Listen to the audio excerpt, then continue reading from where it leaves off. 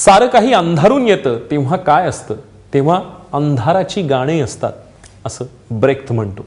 त्या अंधाराच्या गाण्यांवरचा सिनेमा म्हणून आपल्याला ट्रोल्सचा उल्लेख करावा लागेल.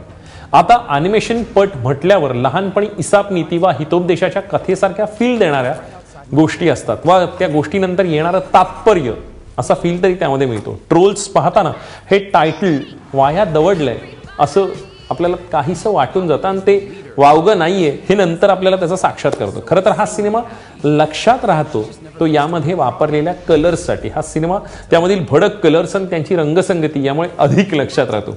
आता त्या भडक कलर्सचं काय करायचं हा एक मोठा प्रश्न आहे. अगदी कलर्सचा ओव्हरडोस झाल्याचा फील आपल्याला इथे येतो. हॅपीनेस हा एक महत्त्वाचा फॅक्टर या सिनेमात आहे. तो या सिनेमातील कलर्सना खरं तर तारून येतो. कारण लहानपणी एक वाक्य मनावर कोरलं गेलं होतं आणि ते म्हणजे no one makes you unhappy without your consent. या वाक्याचा व्यत्यास केला तर जो येईल त्यावर हा खरं तर सिनेमा बेतलेला आहे. सोप्या मराठीत सांगायचं, हॅपीनेस लाईज विदिन यू या सूत्राभोवती सिनेमा फिरतो. सध्या नैराश्याच्या गर्तेत असलेल्या अडकलेल्यांना डोळ्यासमोर ठेवून केलेला हा सिनेमा आहे असं ट्रोल्सबद्दल म्हणता येईल. या सिनेमाची खासियत म्हणता येईल की जगभरात असणाऱ्या गाजलेल्या नावाजलेल्या खेळण्यांचा समावेश आपल्याला इथे केल्याचं जाणवतं. सुदैवाने म्हणावा दुर्दैवाने आपल्या देशात सहसा आढळून न येणारी खेळणी इथे आहेत. त्यामध्ये थॉमस डॅम्स टायनी काहीशा वियर्ड वाटणाऱ्या ट्रोल डॉल्स, त्यांचे हेअर कलर्स पाहिल्यावर आपल्या समोर येणारा कॅन्डी फ्लॉस जरा आणखीन विचित्र फील देतो. पण ॲनिमेटर्सना एका गोष्टीसाठी श्रेय द्यायला हवं की त्यांना मूळ खेळणी जशी आहे त्यापेक्षा अधिक क्यूट दिसावी यासाठी त्यांनी अधिक मेहनत घेतल्याचं प्रकर्षाने जाणवतं. क्रिपी सिल्व्हच्या बाबतीत तर ही गोष्ट अधिक प्रकर्षाने ठाशीव स्वरूपात जाणवते. मुळात आहे त्यापेक्षा चमकदार दिसल्यामुळे स्मर्फ्स अधिक रंगीबेरंगी दिसतात. या सगळ्यांमध्ये 3 फॅक्टर्स कॉमन आहेत, ते म्हणजे dance, sing and hugs.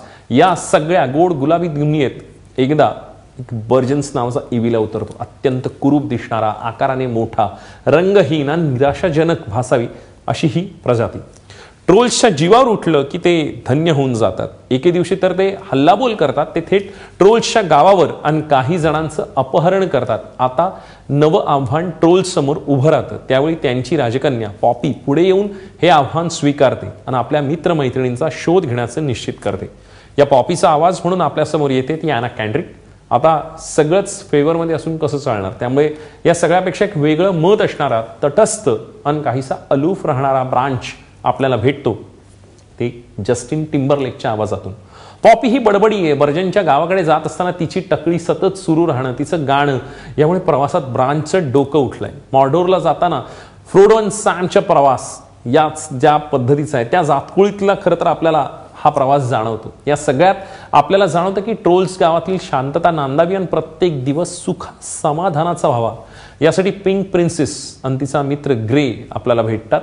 How to train your dragon and kung fu panda या ड्रीमवर्क्सच्या सिनेमात ज्या पद्धतीने आपल्याला जाणवतं त्या प्रकारच्या गोष्टींचा आलेख हा चढता होता हे आपल्याला कुठेतरी वाटत राहतं.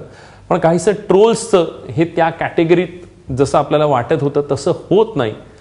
ते थोडं थोडं विफलतेकडे झुकत जातं असं आपल्याला वाटतं. गोष्ट अधिक सपक वाटते आणि त्यामुळे साऱ्या गोष्टींमधला असणारा जिवंतपणा, तो रसरसलीपणा कुठेतरी हरवला असं वाटत राहतं. यामध्ये व्यक्तिरेखा इतके रंग वापरूनही रंगहीन वाटतात या वाक्यात बरंच काही आलं. गोष्टीचा आवाका छोटा असल्यामुळे हॅपनिंग काही होताना तशा अर्थानं घडताना काही दिसत नाही. त्यामुळे गोष्ट पुढे जात असली तरी त्याला सपोर्टिव्ह तशा अर्थानं काही वाटत नाही. खरं तर जस्टिन टिम्बरलेकसाठीच 1.5-2 तासाची ही फिल्म आपण पाहतोय असं वाटत राहतं. अर्थात ऐकण्यासाठीच. एवढ्यावरच न थांबता आपलं वाटणंही अधिक प्रभावी होत जातं आणि आपल्याला जाणवतं की मानवतेच्या कल्याणाची प्रार्थना असल्यासारखं आपल्या डोळ्यासमोर हे सारं काही घडतंय.